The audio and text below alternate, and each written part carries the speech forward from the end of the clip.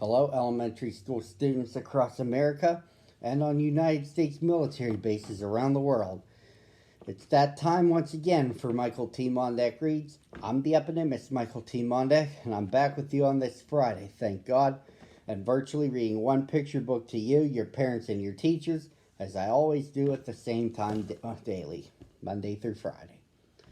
But unfortunately, without a preview of what I'm reading, I can't read to you. So here is that preview for this Friday.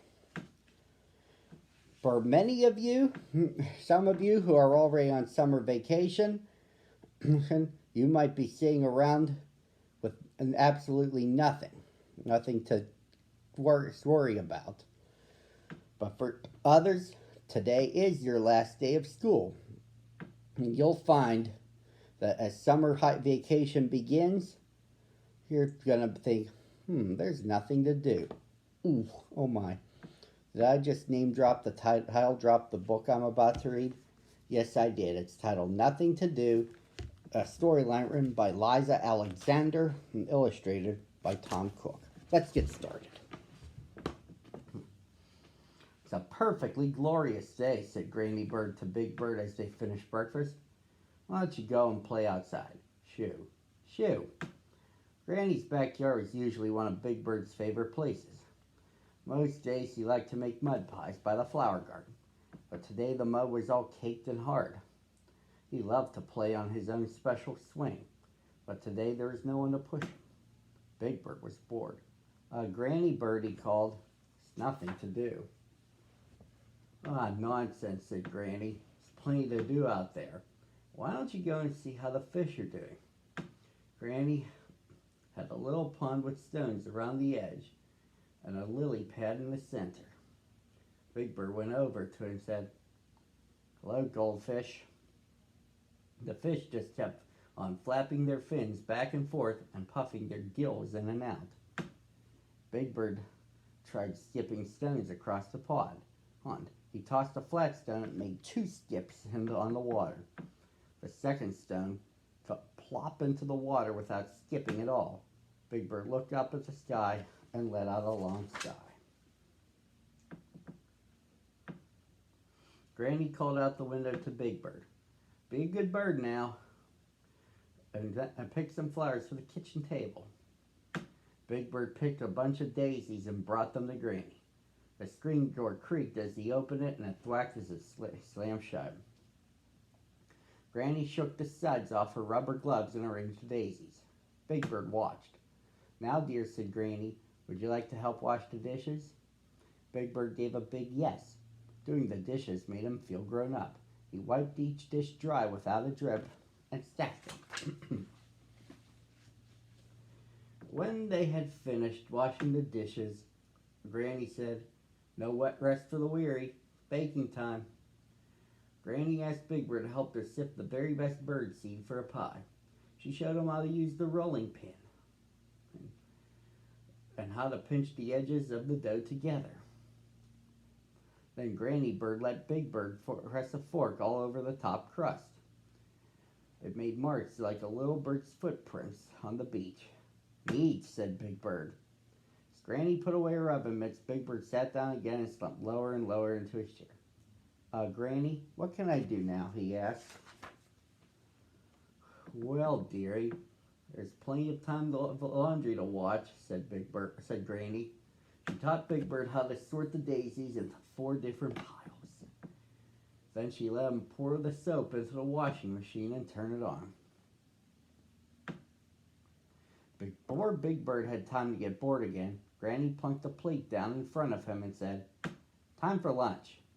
After birdseed sandwiches and sarsaparilla soda, the wash was ready to be hung up to dry.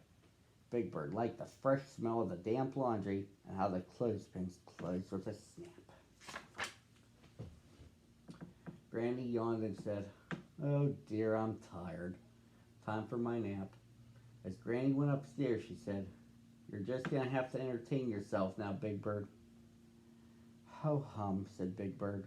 He dragged Radar out into the backyard. They lay down on the grass and watched the clouds roll across the blue sky.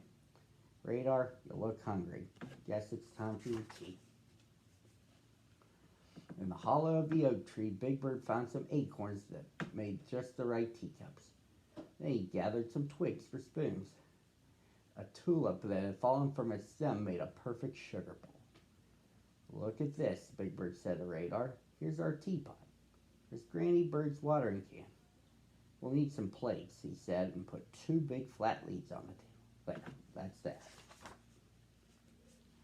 Oh my goodness, Radar, said Big Bird.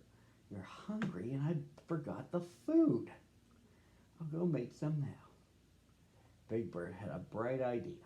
He brought the watering can over to the flower patch and poured some water on the caked up mud. Soon the mud was nice and doughy and Big Bird could make his special mud pie. When it was baked, he brought it over to Radar, who looked pleased. Wait, said Big Bird, need some flowers. He chose a couple of fuzzy yellow dandelions to decorate the tea table. Big Bird and Radar pretended to eat the pie. All gone, said Big Bird. Now it's time to wash the dishes. Big Bird took Radar and the dishes over to the bird bath. Then he dragged a garden chair over for Radar to stand on so he could help. Big Bird washed, Radar dried, and they set out all the dishes in the sun. What can we do now, Radar? Radar, cried Big Bird. Got pie on your shirt. Oh dear, let me wash it for you now. Big Bird took Radar's shirt over to the pond and washed it. Hey, look at the goldfish, Radar, he said. They're just swimming around looking bored. I guess they have nothing to do. Oh boy, said Big Bird to Radar. Tired, aren't you? Let's take a nap. The bird and the bear curled up on a nice soft patch of moss under the tree. Big Bird pretended to snooze. After a few moments, he sat up and stretched his wings. Ah, yes, sirree. Nothing like a little nap in the afternoon to fresh a bird. But what can we do now? Hey, I've got an idea, Radar, said Big Bird. Let's swing. Big Bird put Radar on the swing. He gave Radar one push and then another. The swing went back and forth, back and forth. And by the time Granny Bird came down from her nap, the swing was swooping up and down, up and down. Oh, Big Bird, said Granny. Looks like you and Radar are having fun. We sure are, said Big Bird as he pushed Radar higher and higher. But we have nothing to do. And that, boys and girls, concludes the story. Enjoy the weekend. I'll be back with you Monday, same time, same channel. I'll be looking for you then.